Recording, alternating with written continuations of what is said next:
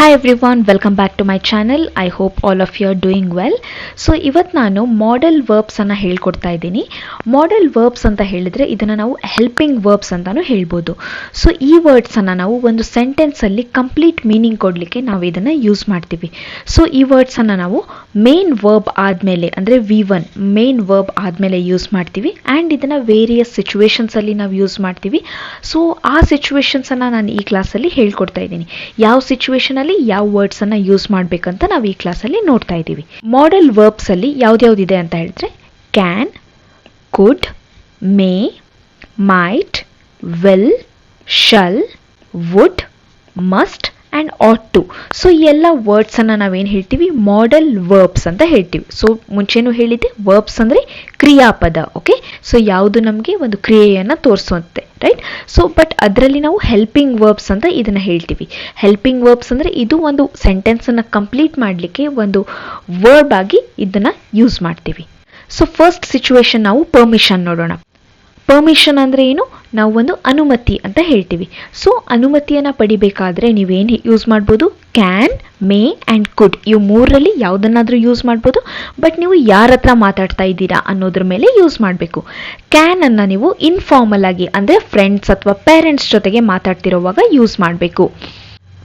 And May ಮತ್ತೆ ಕುಡ್ ಅನ್ನೋ words ಅನ್ನ ನೀವು ಫಾರ್ಮಲ್ ಆಗಿ ಎಲ್ಲಿ ಆಫೀಸಲ್ಲಾಗಲಿ ಅಥವಾ ನಿಮ್ಮ ಒಂದು ಬಾಸ್ ಜೊತೆಗಾಗಲಿ ನೀವು ಮಾತಾಡ್ತಾ ಇದ್ದಾಗ ನೀವು ಮೇ ಆ್ಯಂಡ್ ಕುಡ್ ಅಂತ ಯೂಸ್ ಮಾಡಬೇಕು. ಸೊ ಹೇಗೆ ಪರ್ಮಿಷನ್ ಅನ್ನ ಕೇಳ್ತೀರಾ? Can I use your pen? So ನೀವು ನಾನು ನಿಮ್ಮ ಪೆನ್ನನ್ನು ಯೂಸ್ ಮಾಡಲಾ ಅಂತ ಒಂದು ಪರ್ಮಿಷನ್ ಕೇಳ್ತಾ ಇದ್ದೀರಾ, ಅವ್ರ ಅನುಮತಿ ಕೇಳ್ತಾ ಇದ್ದೀರಾ. May I use your pen? So ಇದು correct. And could I use your pen? So this is also correct. So informal ಆಗಿ ನೀವು ಕ್ಯಾನ್ ಅಂತ ಯೂಸ್ ಮಾಡಬೇಕು, ಫಾರ್ಮಲ್ ಆಗಿ ಎಲ್ಲಿ ಸಿಚುವೇಶನ್ಸ್ ನೋಡಿ ಮೇ ಆ್ಯಂಡ್ ಕುಡ್ ಅನ್ನೋ ವರ್ಡ್ಸ್ ಅನ್ನ ಯೂಸ್ ಮಾಡಬೇಕು. ಸೊ ಆನ್ಸರ್ ಹೇಗೆ ಕೊಡ್ಬೋದು? ಆ ಥರ ನಿಮಗೆ ಯಾರಾದರೂ ಕ್ವೆಶನ್ ಕೇಳಿದಾಗ you can use my pen and you can't use my pen, ಇದಂದ್ರೆ ಇದು ನೆಗೆಟಿವ್ ಸೆಂಟೆನ್ಸ್ ಅಲ್ಲ, ನೀನು ಯೂಸ್ ಮಾಡೋಕ್ಕೆ ಆಗಲ್ಲ, ನೀನು ಯೂಸ್ ಮಾಡಬಾರ್ದು ಅಂತ ಅರ್ಥ. ಯು ಮೇ ಯೂಸ್ ಇಟ್, ನೀನು ಯೂಸ್ ಮಾಡಬಹುದು ಅಂತ ಅರ್ಥ. Next one is possibility. Possibility ಅಂದರೆ ಸಂಭಾವನೆ ಅಥವಾ ಒಂದು ಸಾಧ್ಯತೆ ಇದೆ. ಸೊ ಆ ಟೈಮಲ್ಲಿ ನೀವು ಮೇ, ಮೈಟ್ ಆ್ಯಂಡ್ ಕುಡ್ ಅಂತ ಯೂಸ್ ಮಾಡ್ಬೋದು. ಸೊ ಮೇ ಅಂತ ಯೂಸ್ ಮಾಡಿದ್ರೆ ಅದು ಬರೀ ಪ್ರೆಸೆಂಟ್ ಆ್ಯಂಡ್ ಫ್ಯೂಚರ್ ಟೆನ್ಸಲ್ಲಿ ಮಾತ್ರ ಯೂಸ್ ಮಾಡಬೇಕು. She may come by car, ಅವಳು ಕಾರಲ್ಲಿ ಬರಬಹುದು. ಗೆಸ್ ಮಾಡ್ತಾ ಇದ್ದೀರಾ ನೀವು? ಓಕೆ, ಅವಳು ಕಾರಲ್ಲಿ ಬರಬಹುದು. She may come by car. So ಇದರ್ಥ ಏನು? ಫ್ಯೂಚರಲ್ಲಿ ಬರಬಹುದು ಅಂತ ಅರ್ಥ. She might be at home. Might ಅನ್ನೋದು ಪಾಸ್ಟ್ ಟೆನ್ಸ್ ಅಲ್ಲಿ, they might be at home, ಅವರು ಮನೆಯಲ್ಲಿ ಇರಬಹುದು. ಸೊ ಇದರಲ್ಲೂ ನೀವು ಗೆಸ್ ಮಾಡ್ತಾ ಇದ್ದೀರಾ, ಬಟ್ ಅದು ಪಾಸ್ಟ್ ಅಲ್ಲಿ ಇದೆ. ಓಕೆ, ಪಾಸ್ಟ್ ಅಲ್ಲಿ ನೀವು ಯೂಸ್ ಮಾಡಬೇಕಾದ್ರೆ ಮೈಟ್ ಅಂತ ಯೂಸ್ ಮಾಡಬೇಕು, ಪ್ರೆಸೆಂಟ್ ಆರ್ ಫ್ಯೂಚರ್ ಅಲ್ಲಿ ಮೇ ಅಂತ ಯೂಸ್ ಮಾಡಬೇಕು.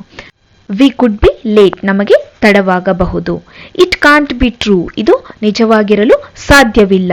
ಕಾಂಟ್ ಅಂತ ಯೂಸ್ ಮಾಡ್ಬೋದು ಅಥವಾ ಕೆನಾಟ್ ಅಂತಾನು ಹೇಳ್ಬೋದು. ನೆಕ್ಸ್ಟ್ ಈ ಸರ್ಟನಿಟಿ. ಸರ್ಟನಿಟಿ ಅಂದ್ರೆ ನಿಶ್ಚಯವಾಗಿ ಅಂದ್ರೆ ಡೆಫಿನೆಟ್ ಆಗಿ ಹೇಳ್ತಾ ಇದ್ದೀರಾ ನೀವು. ಸೊ ಈ ಸರ್ಟನಿಟಿ ಅಥವಾ ನಿಶ್ಚಯವಾಗಿ ಹೇಳುವಾಗ ನಾವು ಎರಡು ವರ್ಡ್ಸ್ ಅನ್ನ ಯೂಸ್ ಮಾಡ್ತೀವಿ, must and should. So sentence ಅನ್ನ ನೋಡಿ, she must be at home, ಅವಳು ಮನೆಯಲ್ಲಿ ಇರಬೇಕು.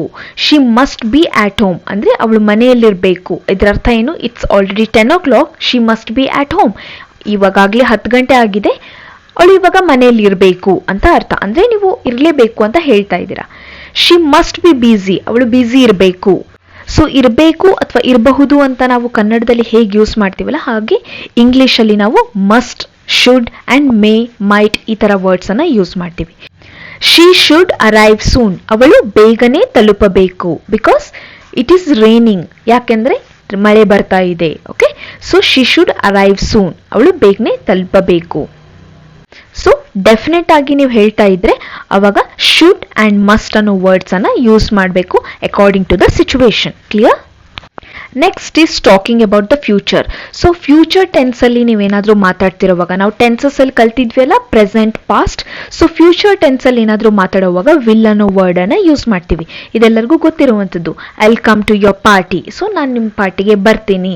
ಐಲ್ ಕಮ್ ಹೋಮ್, ನಾನು ಮನೆಗೆ ಬರ್ತೀನಿ. ಸೊ ಯಾವುದೇ ಫ್ಯೂಚರ್ ಟೆನ್ಸ್ ಅಲ್ಲಿ ಇದ್ದಾಗ ನಾವು ವಿಲ್ ಅಂತ ವರ್ಡ್ ಯೂಸ್ ಮಾಡ್ತೀವಿ. Next is offers. ಆಫರ್ಸ್ ಅಂದರೆ ನೀವು ಆಫರ್ ಮಾಡುವಂಥದ್ದು. ಫಾರ್ ಎಕ್ಸಾಂಪಲ್, ನೀವು ಯಾರಿಗಾದ್ರೂ ಇದನ್ನ ನಾನು ನಿಮಗೆ ಮಾಡಿಕೊಡ್ಲಾ ಅಂತ ಕೇಳ್ತೀವಲ್ಲ, ಸೊ ನಾನು ನಿಮ್ಮ ಜೊತೆಗೆ ಬರಲಾ, ಇದನ್ನ ನಾನು ಮಾಡಿಕೊಡ್ಲಾ, ಆ ಥರ ಎಲ್ಲ ನಾವು ಕೇಳ್ತೀವಲ್ಲ, ಸೊ ಅದನ್ನು ನಾವು ಆಫರ್ಸ್ ಅಂತ ಹೇಳ್ತೀವಿ. ಸೊ ಅಂಥ ಸಿಚುವೇಶನಲ್ಲಿ ನೀವು ಶಲ್ ಆ್ಯಂಡ್ ಕ್ಯಾನ್ ಅನ್ನೋ ವರ್ಡ್ಸನ್ನು ಯೂಸ್ ಮಾಡ್ಬೋದು. ಸೊ ಎರಡು ವರ್ಡ್ಸನ್ನು ಯೂಸ್ ಮಾಡೋದು ಮೀನಿಂಗ್ ಒಂದೇ ಬರುತ್ತೆ. ಕೆನ್ ಐ ಹೆಲ್ಪ್ ಯು ಅಂತ ಅಂದರೆ ನಾನು ಹೆಲ್ಪ್ ಮಾಡ್ಲಾ, shall I help you again ನಾನು ಹೆಲ್ಪ್ ಮಾಡ್ಲಾ, shall I open the window ನಾನು ವಿಂಡೋನ ಓಪನ್ ಮಾಡ್ಲಾ, ಶಲ್ ವಿ ಗೋ ನಾವು ಹೋಗೋಣವಾ. ಸೊ ಆ ರೀತಿಯಾಗಿ ಏನಾದರೂ ಆಫರ್ಸ್ ಕೊಡೋದಿದ್ರೆ, ನೀವೇನಾದರೂ ನಾನು ಇದನ್ನ ಮಾಡಿಕೊಡ್ಲಾ ಅಂತ ಕೇಳೋದಿದ್ರೆ ಶಲ್ ಆ್ಯಂಡ್ ಕ್ಯಾನ್ ಅನ್ನೋ ವರ್ಡ್ಸನ್ನು ಯೂಸ್ ಮಾಡಬೇಕು. Next is invitation. ಇನ್ವಿಟೇಷನ್ ಅಂದರೆ ನೀವು ಬಯಸೋದು ಅಂತ ಅರ್ಥ. ಯಾರಿಗಾದ್ರೂ ನೀವು ಇದನ್ನ ಮಾಡಲು ಬಯಸ್ತೀರಾ, ಸೊ ನೀವು ನಮ್ಮ ಮನೆಗೆ ಬರಲು ಬಯಸ್ತೀರಾ ಅಂತ ಕೇಳ್ತೀವಲ್ಲ, ಸೊ ಅವ್ರ ಇಚ್ಛೆಯನ್ನು ನೀವು ತಿಳ್ಕೊಳ್ತಿರುವಾಗ ನಾವು ವುಡ್ ಅನ್ನೋ ವರ್ಡನ್ನು ಯೂಸ್ ಮಾಡ್ತೀವಿ. Would you like to have a cup of tea, ನೀವು ಟೀಯನ್ನು ಕುಡಿಯಲು ಬಯಸ್ತೀರಾ. Would you like to come over, ನೀವು ನಮ್ಮ ಮನೆಗೆ ಬರಲು ಬಯಸ್ತೀರಾ. Would you like to come along, ನೀವು ನನ್ನ ಜೊತೆ ಬರಲು ಬಯಸ್ತೀರಾ. ಸೊ ಈ ಬಯಸ್ತೀರಾ ಅಂತ ನಾವು ಕೇಳ್ತೀವಲ್ಲ, ಅಂದರೆ ಅವರ ಒಂದು ಒಪಿನಿಯನನ್ನು, ಅವ್ರ ಒಂದು ಇಚ್ಛೆಯನ್ನು ನಾವು ಕೇಳ್ತಾ ಇರ್ತೀವಲ್ಲ, ಅದನ್ನು ನಾವು ಇನ್ವಿಟೇಷನ್ ಅನ್ನೋ ಒಂದು ಸಿನಾರಿಯೋ ಅಲ್ಲಿ ಹಾಕಿದ್ದೀವಿ. ಸೊ ಅಂಥ ಸಿಚುವೇಶನ್ಸಲ್ಲಿ ನೀವು ವುಡ್ ಅನ್ನೋ ವರ್ಡನ್ನು ಯೂಸ್ ಮಾಡಬೇಕು. Next is suggestions and obligation. Suggestion ಅಂದರೆ ಸಲಹೆ ಆ್ಯಂಡ್ ಮತ್ತು ಕರ್ತವ್ಯ ಅಂತ ಅರ್ಥ. ಸೊ ಈ ಸಿಚುವೇಶನ್ ಅಲ್ಲಿ ನೀವು should, ought to and must ಈ ಮೂರು ವರ್ಡ್ಸನ್ನು ಯೂಸ್ ಮಾಡಬೇಕು. ಓಕೆ, ಸೊ ಈ ವರ್ಡ್ಸನ್ನು ನೀವು ಯೂಸ್ ಮಾಡಿದಾಗ ಅದು ಸಜೆಷನ್ ಅಥವಾ ಆಬ್ಲಿಗೇಷನ್ ಆಗುತ್ತೆ. ಸೊ ಎಕ್ಸಾಂಪಲ್ಸ್ ನೋಡಿ ನಿಮ್ಗೆ ಇನ್ನೂ ಕ್ಲಿಯರ್ ಆಗಿ ಅರ್ಥ ಆಗುತ್ತೆ. You should learn English. For example, ಇವಾಗ ನಾನು ಯು ಶುಡ್ ಲರ್ನ್ ಇಂಗ್ಲಿಷ್ ಅಂತ ಹೇಳಿದ್ರೆ ನಾನು ಒಂದು ಸಜೆಷನ್ ಅನ್ನ ಕೊಡ್ತಾ ಇದ್ದೀನಿ. ಕಲಿಬೇಕಾ ಅಥವಾ ಬೇಡ ಅಂತ ಬಿಟ್ಟಿರೋದು ನಿಮಗೆ, ಅದು ನಿಮ್ಮ decision. Okay, so you should learn English, ನಾನು ಶುಡ್ ಅಂತ ಯೂಸ್ ಮಾಡಿದಾಗ ನಾನು ಜಸ್ಟ್ ನಿಮಗೆ ಒಂದು ಸಜೆಷನ್ ಕೊಡ್ತಾ ಇದ್ದೀನಿ. ಅದೇ ನಾನು ಯು ಮಸ್ಟ್ ಲರ್ನ್ ಇಂಗ್ಲಿಷ್ ಅಂತ ಯೂಸ್ ಮಾಡಿದಾಗ ಅದರಲ್ಲಿ ಏನು ಹೇಳ್ತಾ ಇದ್ದೀನಿ, ನೀವು ಇಂಗ್ಲಿಷನ್ನು ಕಲಿಲೇಬೇಕು ಅಂತ ಹೇಳ್ತಿದ್ದೀನಿ. ಅಂದರೆ ಇದು ಒಂದು ಆಬ್ಲಿಗೇಷನ್, ಇದು ನಮ್ಮ ಕರ್ತವ್ಯ ಅಂತ ಹೇಳ್ತಾ ಇದ್ದೀನಿ. ಕ್ಲಿಯರ್?